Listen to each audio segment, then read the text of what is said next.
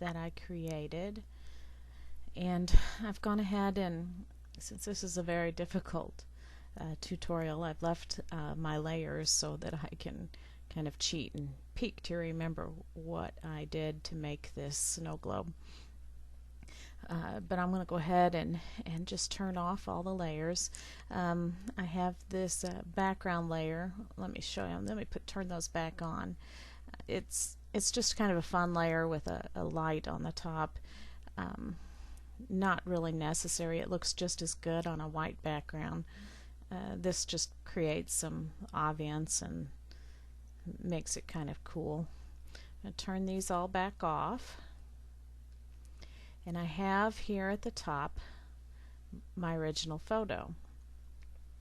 I'm going to choose the Elliptical Marquee tool, and in earlier versions you have to hold down the Shift key to keep it proportioned exactly like a circle and to keep it from becoming an oval. In Photoshop Element 6 it's just the opposite. The default is to keep it a circle. So I'm going to draw a circle on the area that I want to be in my snow globe. I'm going to make this the active layer, and I'm going to hit Control J on my keyboard, and you'll see it made a new layer of that selection. Turn the photo layer off, the original one, to make it invisible. Now this is what I'm going to use as the basis for my snow globe. I first want to go up to the Edit drop-down menu, and you'll see I have my foreground colors black and white. Go to the stroke, and I have 2 pixels. 1 pixel would also work on the outside with the foreground color black. And apply that. Let me see if I can't zoom in a little bit. Apply that to my base layer. The next layer I'm going to do is let's create a new layer, and then make it the active layer. Hit Control G on the keyboard to group it with the base layer, and you can see the little down arrow key now. I'm going to go over and find my gradient tool and activate it. You can see now it's set to some gold to silver gradient. I'm just going to hit this little drop down arrow, and I'm going to choose black to white. Double click. I'm going to choose the radial, which is going to be more like a circle gradient. And I'm going to choose reverse. It's already on reverse because I actually want it to go white to black instead of black to white. I'm going to hold down, click down with my mouse key from the top corner down to the right bottom layer corner, and you can see it has provided this really neat spherical look, but I cannot see the layer, the original photo layer underneath, and so I'm going to change the blending mode to hard light. Oh, now you can see it peeking through. We can lower the opacity because it doesn't need to be so intense. Now let's make some snow, and the snow is going to go in the layer between your base layer and this sphere. And so I'm going to activate the base layer, hit create new layer, and you can see it's already grouped. If it doesn't automatically come up grouped, you're going to want to do that so that it takes the shape of the circle of the base layer. I want to keep all my snowflakes within the circle, so I'm going to hold down my Control key and click on the base circle, and you can see the marching ants around my circle. I'm going to go to my brushes. I'm going to select a default brush of hard round 5 pixels. Going to bring up the options, and I want to space my little snowflakes way out. So I'm going to slide that over. I'd also like to scatter them about, and I don't want them all perfectly white either, so I'm going to kind of change the hue jitter. Yeah, let's fade it a little bit too. You can just play with these options to get a variety of different types of snowflakes. I forgot where I had my opacity set, but let's go ahead and change the blending mode to dissolve, and make sure I'm on the correct layer, the new layer. And you can just start. Oh, that's not going to work. I'm going to hit undo. I need to make my foreground color white. I was just creating some nice black snowflakes. That won't work. And you can just I'm going to turn off this spear layer so you can see the snowflakes better. And you just scatter about with your mouse, and it doesn't matter where you go, as if you go outside of the line it won't draw because you have the selection there.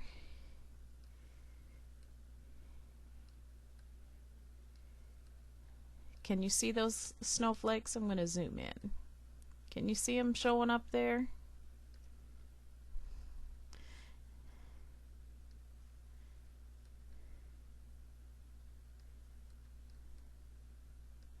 I'm going to lower the spacing just a little bit, as well as the scatter. I'm going to really hit it hard down here in the bottom, because the snow naturally falls near the bottom of the... I'm not going to take a lot of time to do this. I'll go back later to tweak it. But you can see I have some snowflakes in there, but you want to take a long time to draw your snowflakes. Now you can choose to change this layer to dissolve also, and you can see the snowflakes a little better. If they're too prominent, you can also lower the opacity to get them to where you like them. Draw me some more out there. I will tweak that later. The next step is to create a new layer above the sphere, and I'm going to press Control G on my keyboard, and you'll see it's now grouped. And so it also will be taking, oops, I accidentally moved that.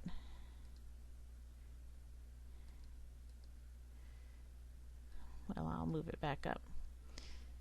Control D on my keyboard to get rid of that selection for now. I've forgotten where I was. You can see all three of these will be taking on the shape of this circle. And I want to activate my new layer. And actually, let's bring back those marching ants. Hold down the Control key and click on this thumbnail. And what I'm going to do next is select the brush tool again, and I'm just going to go and find a just any soft brush, and I'm going to put it back to normal. I'm going to lower the opacity down somewhere around halfway. You can use your bracket keys to make it the brush larger or smaller, and I'm going to draw a highlight where the sun or some light source will be hitting my snow globe. And then I'm going to go over here and change this layer to a hard light, and I'm going to lower the opacity, I never know how to say that, until the glare looks just about right. I'm going to switch to my background color, make my foreground color black now. I'm going to go up here and lower the opacity some more, And this time I'm going to draw with black on the same layer around the edges. Now up here at the top, because the light source is coming from up here, it's not going to be as far into the globe as it will down here. Down here it will go deeper into the globe. There'll be more of a shadow. So I'm just going to begin drawing, and you see I have my marching ants, so it will not apply outside of those marching ants. Just go all the way around, and down here I'm going to move into the layer, into the globe. And what we're doing is creating shading. And this is really going to make the globe look more 3D. And I can go in and lower the opacity some more and move in further on the globe in the middle. And actually that glare here is a little bit too bright, so I can actually draw on it with this black to reduce it some, so it's not so bright. You just play around till you get it looking just right.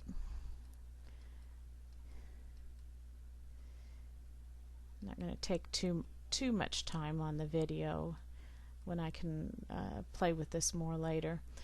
And the next step is to make this look more like glass. So I'm going to create an adjustment layer. I'm going to go ahead and hit Control D to deselect, get rid of my marching ants. You can see it's really starting to take shape. I want to fill this in right here. You can, of course, I tweak and tweak and tweak things. We're going to make a new adjustment layer of a solid color, and I'm going to choose kind of a turquoise light blue color because that's the color of glass. And then I'm going to, once again, with that layer being the active layer, hit Control G on my keyboard and choose, I think it was soft light this time. And I can lower the opacity, and you can see it's really starting to look more like a glass shape. If I think I might make this a little bit lighter shade. There, that looks a little bit better. Now it's time to create the base,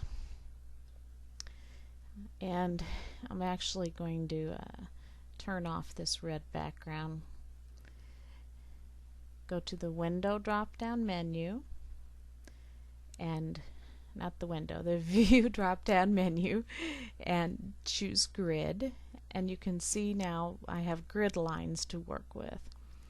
I'm going to go over here to my shape tool, and I'm going to start with the rounded rectangular tool.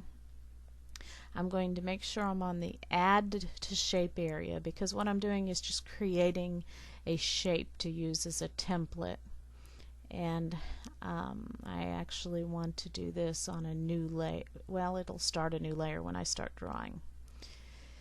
I'm going to make this rounded rectangular shape.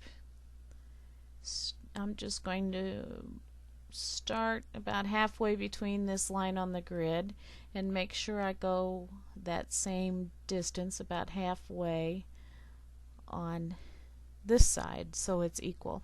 Now my globe is a little off. I can go back later and reposition it, so I'm not going to worry that it's a little off. And you can see the beginning of my shape layer. Make sure that you are on the add to shape layer.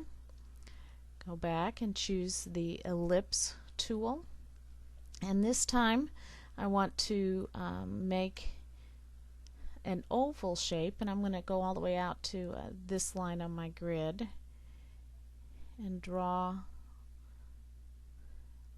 all the way to the same line on the other side. And I want to make a very similar shape at the bottom.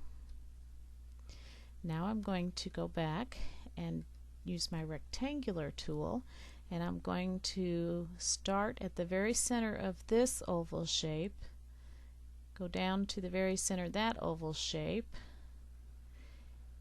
and then all the way over to the right edge. Now my next step is to cut out of the shape an area where the ball will rest. So I'm going to go and do subtract from selection, go back and get my ellipse tool, and I'm not going to look at the ball because it's not in position. I'm going to go to a line on the grid and go all the way over to the same line on the other grid and let go. My base is now drawn. I can click simplify and you can see I have the shape of my base. I can go back up to the view menu and get rid of my lines, and then I can move my base right into place. Now I want to save that shape to use later, so I'm going to copy it, and I'm going to work from the copy. I'm going to take this layer invisible, so that will be saved there. With this layer, the active layer, I'm going to go into my styles, and I'm aware, just because I've been playing earlier, that under patterns there's a couple nice wooden textures. There's one. Here's the other one that I've been playing with. Maybe I'll play with this one this time. And so I apply that texture. You can apply any texture that you think would be appropriate. Gradient textures can be used to make gold. I'm going to right click on the layer and simplify it because I need it to take on the style permanently. The next thing I'm going to do is go down here and get my dodge tool, which lightens things. I'm going to hold down the control key, click on the layers palette to make the marching ants around so that I don't dodge and burn outside of the area. I'm going to make a highlight I need to raise my exposure right here on the edge.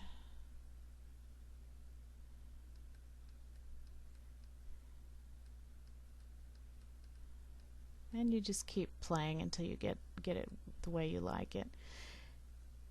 I'm also going to use the dodge tool and just manually imagine a ridge and draw that in here. Now I'm going to go get the burn tool, and I'm going to burn around the edges. I need to make my tool a little larger. I use the bracket keys to do that.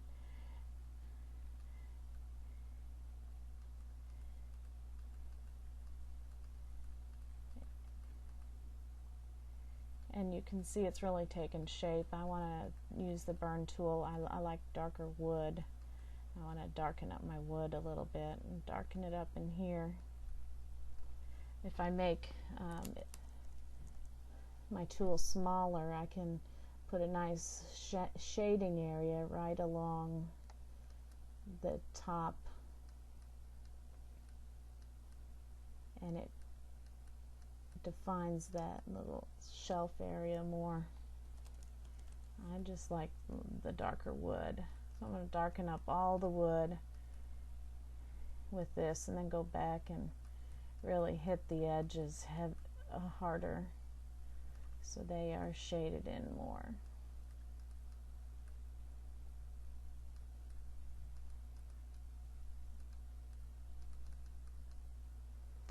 And I'm going to back out, and you can see there, I'm going to hit Control D. I can go back and tweak this later, and I can put that background back on. so it looks more dramatic. The contrast really helps. And if you have any questions, be sure to ask.